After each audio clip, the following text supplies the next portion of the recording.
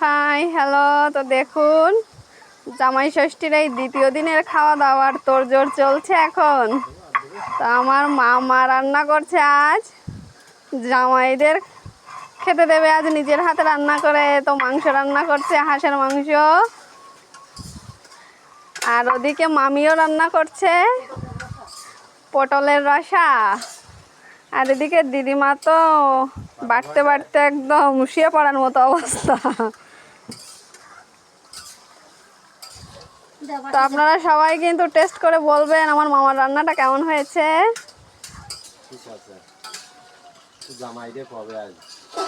মামা তো আত্মা তুজো করে একটু হাইটাই দাও। হাই চৈতালিরা খবর কলকাতা।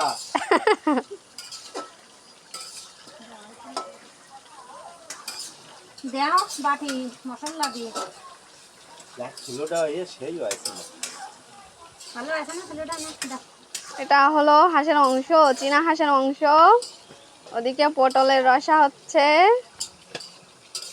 পাঙাশ মাছ দিয়ে নামাও গো, নামাও নামাও। কারে দিবেন? তুমি বোঝো না সব।